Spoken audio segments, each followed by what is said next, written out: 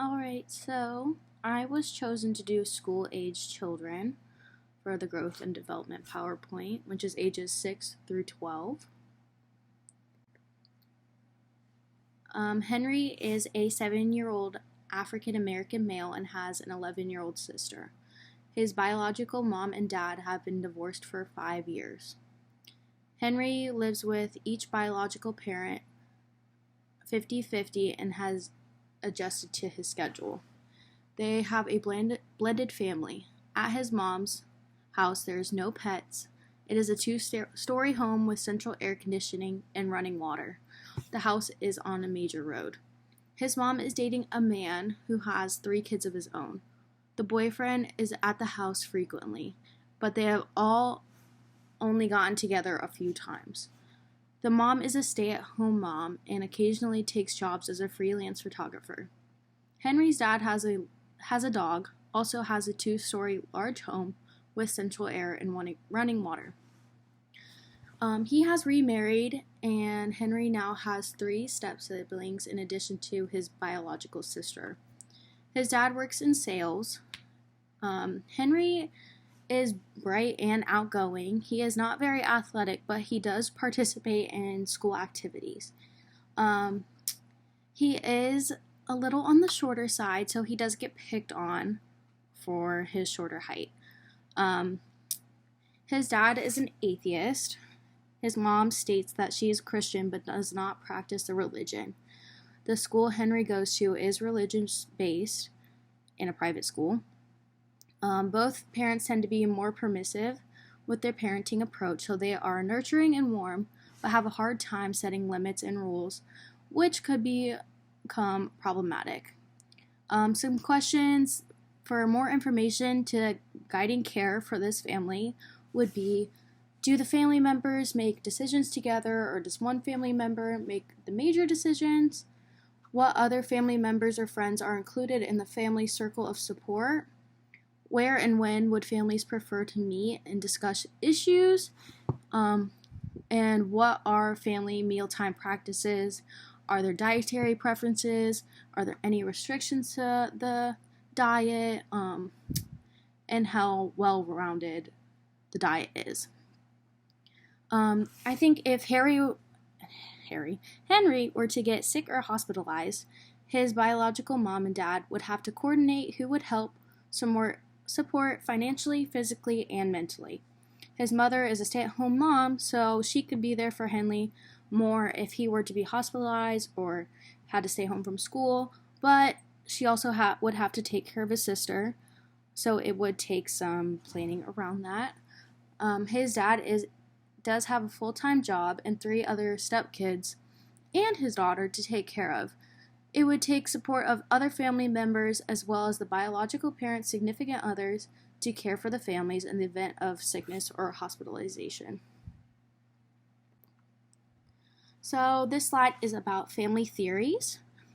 Henry's family is in stage 4. It is families with school children in Duval's developmental stages. Stage 4 is families with school children. In the stage, children develop peer relations. Also, the parents must adjust to their children's peer and school influences. So the family system theory is derived from the thought of wholeness. A change in one's part of a family system affects all other parts of the family system. So it is also called a circular causality. Mate selection, family communication, power and control within family, and parent-child relationships can apply to this theory. Henry's biological mom and dad going through a divorce and adding other significant others and children to the family adds stress and change on every person included. So I'm going to start talking about the psychosocial development of a school-age child. So Freud describes this time as a latency period of psychosocial development. It is a time of tranquility between early childhood and adolescence.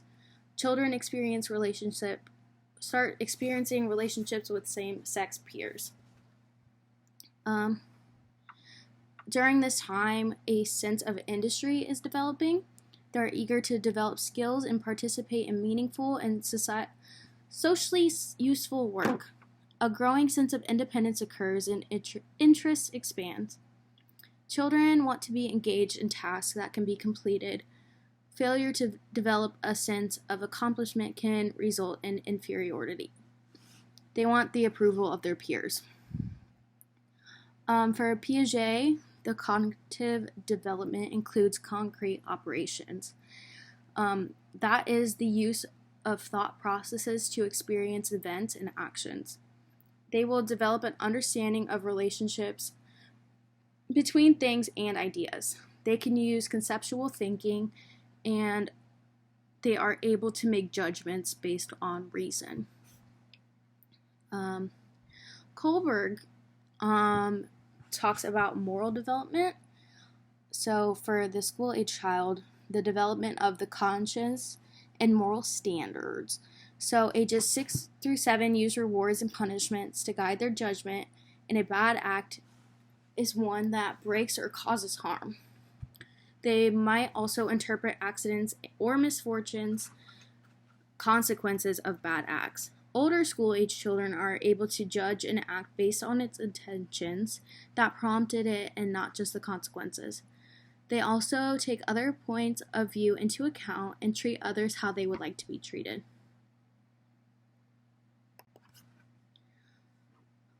Adding on to the psychosocial development, children at this age think in concrete terms but have a desire to learn about their God. So for their spiritual development, they expect to be punished for bad behavior. Also, prayer or other religious rituals can comfort them and help them cope with threatening situations. When prayer is involved in their daily life, they can help them cope with threatening situations. And socially, when they develop, peer groups are important at this age. Identification with peers is strong, and they are gaining independence from their parents. The sex roles are strongly influenced by peer relationships, and also bullying starts in this age group as well. As relating it to Henry, he gets bullied because of his small stature.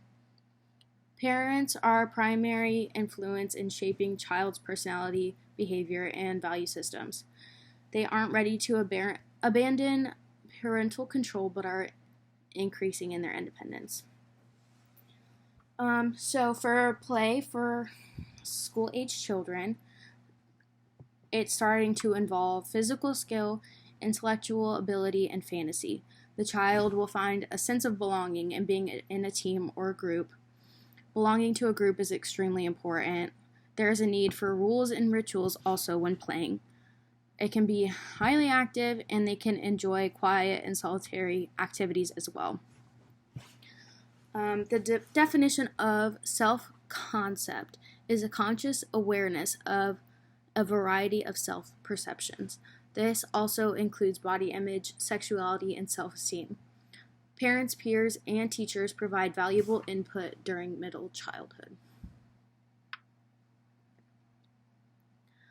So, for the priority anticipatory guidance topic, I decided to pick bullying.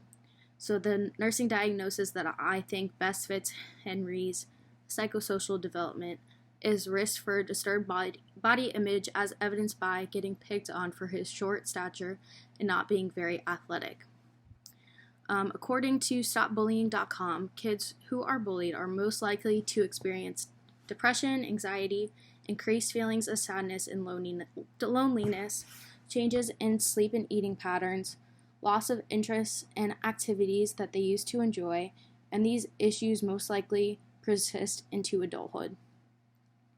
They have also shown an increased number of health complaints and decreased academic achievement. To help guide Henry's parents in learning more about him, about his bullying at school, there's some good questions that I think would help them have thoughtful talks with Henry. So some examples would be, what's the funniest thing that happened today? What would you change about today? And what is the best thing and the worst thing that happened to you today? Henry's parents could also try to get Henry involved in a group that he could fit in well with and that lines up with his interests. Relating back to the play of a school-age child, he needs to feel a sense of belonging to develop psychosocially. So I think if they could find him a group that he would really fit in with, I think that would be a great thing for him. And these are my resources.